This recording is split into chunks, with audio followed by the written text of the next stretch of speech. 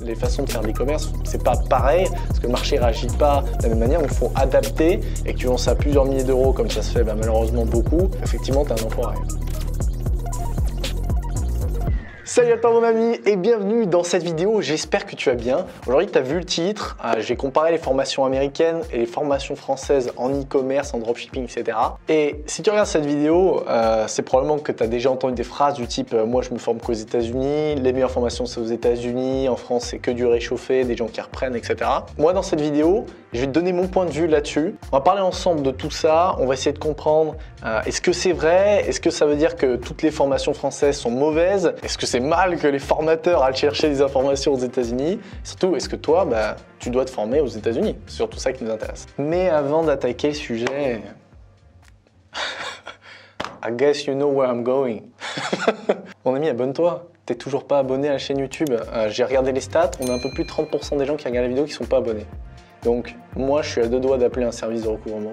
C'est du n'importe quoi. Tu regardes mes vidéos, j'essaie de te donner le plus de valeur possible et t'es pas abonné. Ça prend 2 secondes, un petit clic, voilà, va sous la vidéo, tu sais le temps que ça me prend de faire tout ça, ça me prend beaucoup de temps. Donc va sous la vidéo, clique sur le petit bouton rouge sur ton téléphone, ton PC, fais-moi plaisir, merci beaucoup, ça me va droit au cœur. Bien, maintenant que l'instant publicité est passé. Alors d'abord, pourquoi tout le monde parle de ça? Peut-être que toi tu parles pas anglais et tu suis pas, tu connais pas trop les acteurs aux États-Unis et voilà, tu te demandes un peu, ok bon, qu'est-ce que c'est que ça, qu'est-ce que c'est que cette histoire, pourquoi c'est vraiment mieux aux États-Unis, tout ça. Il y a un truc qu'il faut comprendre déjà de base, c'est que la grande majorité des tendances qui arrivent en France, elles sont importées des États-Unis. Donc là, je te parle de façon plus large. Tu vois, les collections de vêtements, elles sont principalement importées des États-Unis, même s'il y a aussi des influences ailleurs. Mais il y a plein de tendances qui viennent des États-Unis. Les joujoux, les trucs qui buzzent, les concepts télé. Tu vois, tu as plein de The Voice, c'est global. La France a un incroyable talent, c'est global. Tu as plein de concepts comme ça, tu vois, qui sont importés des États-Unis. Donc les États-Unis ont toujours eu un rôle, depuis plusieurs dizaines d'années maintenant, d'innovation. Tu vois, et en France, on a tendance à très vite aller reprendre un peu ce qui se fait là-bas et à le refaire. Et le secteur de l'e-commerce, du dropshipping et de la formation n'y échappe pas. Tu vas comprendre pourquoi. Alors, est-ce que c'est vrai ce qu'on dit? Est-ce que c'est vrai que les formations américaines sont mieux que les françaises? Alors, moi, j'ai appris beaucoup d'entrepreneurs aux États-Unis, sincèrement. Notamment beaucoup appris l'anglais en regardant des vidéos de personnes qui mettaient en place des campagnes Facebook, des choses comme ça. Et il y a une chose qui est vraie, c'est que les plus gros chiffres, ils sont faits par des Américains ou au moins des anglophones, mais souvent des Américains. Les gens les plus compétents, ils sont souvent anglophones et américains. Et c'est souvent ceux qui donnent le plus de valeur. Je m'explique. Comme il y a beaucoup de monde sur le marché anglophone, donc les gens qui parlent anglais, il y a énormément de monde. Donc il y a beaucoup de concurrence de formation. Donc pour se démarquer, ils donnent plus de valeur gratuitement. Ce qui fait que tu te retrouves avec des super vidéos YouTube que tu peux trouver où tu as des gens qui dévoilent des stratégies superbes où tu peux apprendre plein de choses gratuitement directement sur YouTube. Et ça, c'est la beauté d'Internet, ce qui fait que ça, c'est un truc que j'adore. Moi-même, j'ai tendance à dire que YouTube, c'est une part de mon éducation. Et c'est vrai, j'ai regardé beaucoup de contenu et ça représente une part de mon identité. Donc, d'une certaine manière, si on doit effectivement généraliser, parce qu'évidemment, il y a beaucoup de merde là-bas, comme il y en a en France, et il y a du très bon en France, comme il y en a là-bas, c'est globalement vrai. Alors, est-ce que ça veut dire que tous les formateurs français sont des escrocs? Alors, évidemment, non. Certes, il y en a pas mal, on va pas se le cacher. Et tu vois, il y en a plein qui récupèrent des stratégies qu'on peut trouver donc dans ces contenus aux États-Unis, etc. mais qui vont les réadapter au marché européen et notamment au marché français. Parce qu'il faut se dire que les façons de faire de l'e-commerce, c'est pas pareil, parce que le marché réagit pas de la même manière, donc il faut adapter. Et il y en a plein qui ont adapté des choses qu'ils ont appris ailleurs, qu'ils ont perfectionné pour que ça marche sur nos marchés à nous, et qu'ils ont expérimenté, qui ont du résultat avec. Et effectivement, ça crée de la valeur. Donc il y a plein de personnes, malgré ce qu'on pense, et oui, je sais que beaucoup c'est du réchauffé quand même, mais il y a plein de personnes qui font des vrais résultats, qui sont français, qui le font sur les marchés européens et qui proposent du contenu de manière honnête, qui peut vraiment être un accélérateur pour quelqu'un. Donc ces gens-là ne sont pas des escrocs, c'est clair. Et donc ça m'amène à une question morale. Est-ce que c'est mal d'aller piocher de l'information ailleurs, tu vois?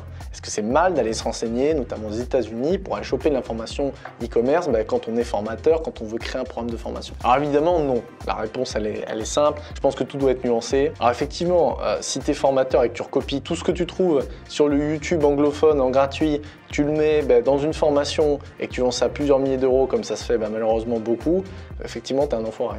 Maintenant, prendre quelques points d'info, aller se renseigner, être au courant de ce qui se passe là-bas et donc effectivement s'en imprégner et dans certains cas le rejeter aussi, c'est la base de l'entrepreneuriat. L'entrepreneuriat, c'est prendre des infos, les adapter, les tester, en tirer des conclusions, c'est se démerder, c'est figure it out, c'est nécessaire, c'est obligatoire. Donc encore une fois, les gens qui sont honnêtes, on sait qu'effectivement il y a l'inspiration qui se fait d'ailleurs, comme certains Américains prennent, c'est très rare, quelques trucs qui sont faits par des Européens, donc c'est une pratique qui n'est pas du tout problématique. Alors mais le problème c'est qu'on vient de voir ensemble que les formations, le contenu qui est aux États-Unis est sûrement plus intéressant et notamment même leurs formations payantes qui sont donc le niveau au-dessus, enfin censé en tout cas, de ce qu'ils peuvent proposer sur YouTube. Donc est-ce que toi, tu dois être formé aux États-Unis? Est-ce que toi, tu dois activer l'option sous-titres et essayer d'être formé aux États-Unis? Alors on suppose que tous les formateurs, et c'est vraiment pas le cas, mais certains ont des sous-titres dans plusieurs langues.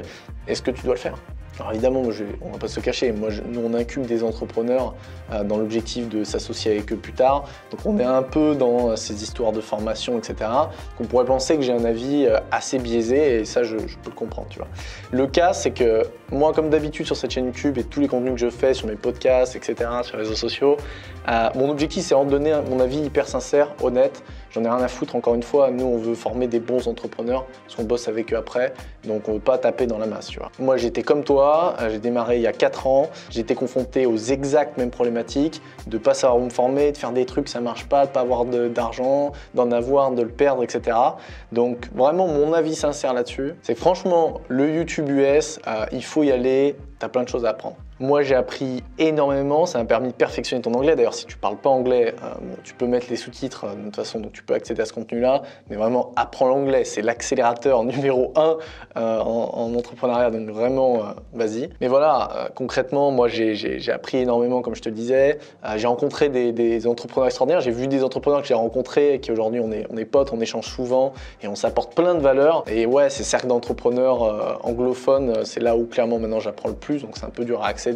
Mais c'est des gens qui donnent une bonne partie de leur contenu sur Internet gratuitement pour la plupart sur YouTube. Il faut se rendre compte qu'aujourd'hui sur YouTube, au-delà même de l'e-commerce, tu as des milliardaires qui font des vidéos. Tu as Bill Gates qui fait une vidéo sur comment créer une boîte. La vidéo fait 45 000 vues.